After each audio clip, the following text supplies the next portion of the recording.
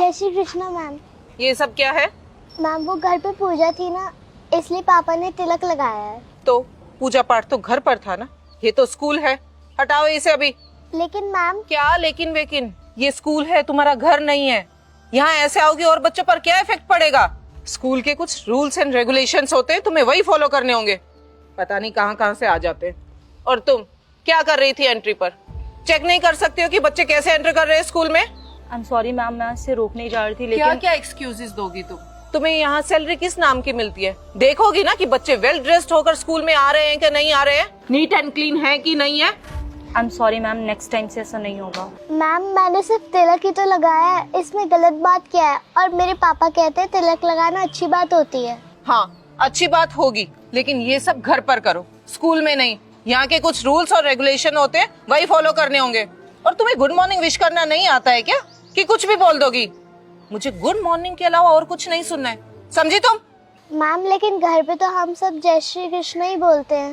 ये किस जाहिल गवार की बेटी है? मुझे तो लगता है कि ये स्कॉलरशिप वाले कोटे से यहाँ आ गई है, वरना इतने बड़े स्कूल में इसका एडमिशन कैसे हो सकता है? मुझे पता करके बताओ। I will check ma'am, you are right.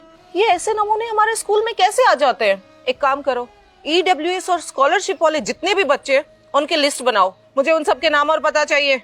ऐसे तो फिर सरकारी स्कूल में और हमारे इतने बड़े स्कूल में अंतर ही क्या रह जाएगा?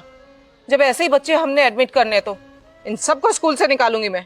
मैम आप प्रिंसिपल हैं, आप ये कैसी बातें कर रही हैं? दूसरे बच्चों पे क्या असर पड़ेगा? कितनी बदतमीज बच्ची है ये, कुछ भी बोले जा रही है, कोई रिस्पेक्ट नहीं है प्रिंसिपल की भी। तुम मुझे सिखाओगी कि मुझे कैसे बोलना है और कैसे नहीं बोलना है? मुझे तो इसके पेरेंट्स ही जाहिल और गवार लग रहे हैं, जो अपने बच्चे को वेल मैनर तक नहीं सिखा सकते हैं। मैम मुझे तो लगता है इसके पेरेंट्स किसान है, तभी ये ऐसी बातें कर रही है। मैम आप मेरे पापा के बारे में ऐसा क्यों बोल रही हैं? मेरे पापा बहुत अच्छे हैं। हाँ दिख रहा है कि कितने अच्छे होंगे, तभी तुम्हें ऐसी तमीज सिखाई है। जैसे एक गंदी मछली पूरे तालाब को गंदा कर देती है, वैसे ये और बच्चों को भी गंदा कर देगी। मैम बेल बज गई है, मेरी क्लास का टाइम हो रहा है। एक मिनट, तुम्हें परमिट किसने किया है क्लास में जाने के लिए? और हाँ, क्लास में अगर जाना है तो पहले ये सब हटाना पड़ेगा। आई बात तुम्हारी समझ में? मैम मैं ये नहीं हटाऊंगी। बदतमीज। तुम इसके पेरेंट्स को बुलाओ, अब मुझे उन्हीं से बात करनी है। ओके मैम, मैं इसके पेरेंट्स को कॉल करके बुलाती हूँ। और तुम मेरे साथ ऑफिस में चलो, मैं देखती हूँ कि ये कैसे नहीं हटाओगी। और वहाँ मुझे बताना कि बच्चों पर मेरे बिहेवियर का क्या असर पड़ेगा, है ना? चलो तुम ऑफिस में, मैं देखती हूँ कैसे नहीं हटाएगी।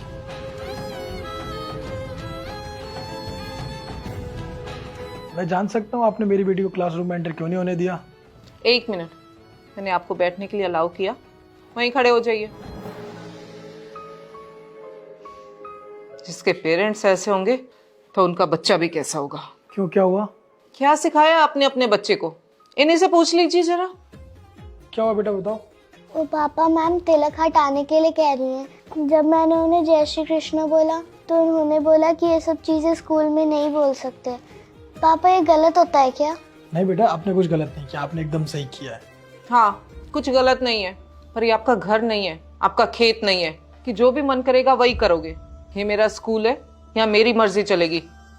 आप जैसे पेरेंट्स स्कॉलरशिप के कारण बच्चों को एडमिशन तो दिला देते इन हाई फाई स्कूल्स में, पर वो स्टैंडर्ड्स तो मैच नहीं कर पाते ना।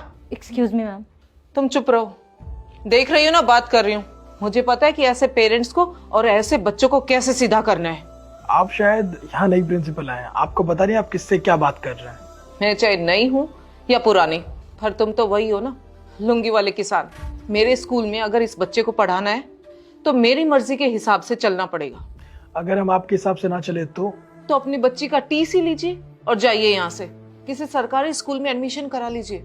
वैसे भी आप लोग इस स्कूल को सूट नहीं करते। इस बच्ची का TC लाओ और निकालो इन्हें यहाँ से बाहर। आई एम सॉरी मैम, पर मैं ऐसा नहीं कर सकती। आप शायद इन्हें जानते नहीं हैं, ये मिस्टर मंडल हैं, यहाँ के ट्रस्टी। और सिर्फ यहाँ के नहीं, ऐसे कई स्कूलों के ट्रस्टी हैं ये। और इन्होंने यहाँ पे अगर पैसे नहीं दिए होते ना तो हमारा ये स्कूल कब का बंद हो चुका होता। और मैं आपको कब से यही बताने की कोशिश कर रही हूँ।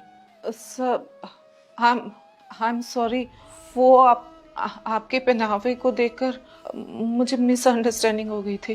क्या कहा आपने?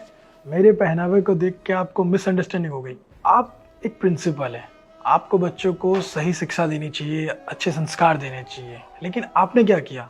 आपने उनको अलग कर दिया ये बोल के कि तिलक लगाना अच्छी बात नहीं है, जय श्री कृष्णा बोलना अच्छी बात नहीं है। पता है स्कूल भी एक शिक्षा का मंदिर है। मंदिर क्यों कहते हैं इसे? क्योंकि बच्चे कुछ सीखते हैं। और आप जैसे टीचर अगर यहाँ होंगे तो बच्चे क्या सीखेंगे? कुछ नहीं सीखेंगे।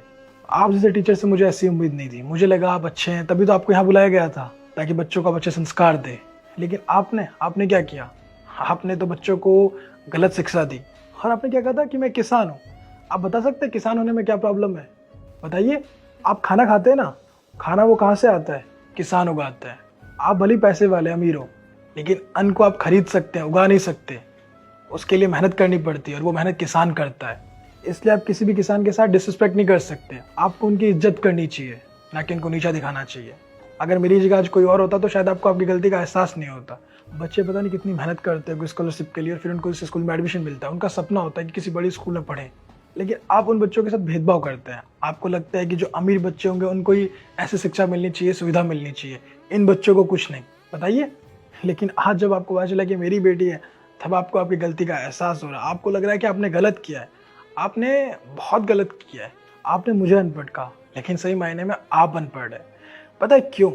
आपको आपका इतिहास पता है, हमारा इतिहास पता है, हमारी संस्कृति पता है। आपको कैसे पता होगा? वेस्टर्न कल्चर में हम इतने डूब चुके हैं कि हमें हमारा इतिहास ही याद नहीं है।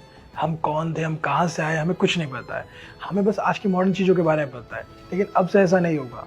और आपकी इसी गलती को देखते आपको सज़ा तो मिलनी चाहिए ना, वरना आप दोबारा ऐसी हरकत करेंगे। सर प्लीज दोबारा ऐसा नहीं होगा सर। वो बस मिसअंडरस्टैंडिंग के कारण हो गया, इंटेंशनली नहीं हुआ सर। ये झूठा दिखावा मेरे सामने मत कीजिए। मुझे पता है आप कैसे हैं। इतनी देर से आप मेरे साथ कैसा बिहेव कर रहे थे, उसके लिए मैं आपको माफ़ कर दूं? नहीं, बिल्कुल भी नहीं। आपने मेरे साथ मिसबिहेव किया, उसके लिए मैं आपको माफ़ भी कर देता। लेकिन आपने पता है क्या किया है? आपने हमारी संस्कृति को नीचा दिखाया है, उसको गलत कहा है। इस चीज़ को देखते हुए मैं आपको माफ़ नहीं कर सकता। और वैसे भी हमें आप जैसे प्रिंसिपल की ज़रूरत नहीं है, इसलिए आप यहाँ से जा सकते हैं। अपना सामान उठाइए और जाइए यहाँ से। कल से आपको स्कूल आने की कोई ज़रूरत नहीं है। आपने सुना नहीं? निकालिए इसे यहाँ से। नहीं सर। मैंने कहा ना एक बार, निकालिए इन्हें। I am sorry ma'am. जाओ, ले जाओ। सब आपको पता है बहुत से ऐसे लोग होते हैं जो अपने ही देश में रह के अपने संस्कृति का, अपने इतिहास का मजाक बनाते हैं। तो प्लीज़ कभी भी आप ये मत भूलिए कि आपका इतिहास क्या, आपकी संस्कृति क्या है। हमारा इतिहास हमेशा से ये रहा है। तो प्लीज़ कभी भी इसका मजाक ना बनाए, रिस्पेक्ट करें और सभी मिलजुल के रहें। नहीं तो बहुत से ऐसे लोग होते हैं जो अपने धर्म का, अपने संस्कृति का मजाक बनाते हैं। तो प्लीज़ मैं आप लोगों से रिक्वेस्ट करता हूँ ऐसा ना करें। सभी के धर्म की रिस्पेक्ट करें और इस वीडियो को सभी फ्रेंड के साथ, फैमिली के साथ शेयर कीजिए, क्योंकि इसमें जो मैसेज है बहुत ही ज़्यादा इंपॉर्टेंट मैसेज है। तो जल्दी से शेयर कीजिए।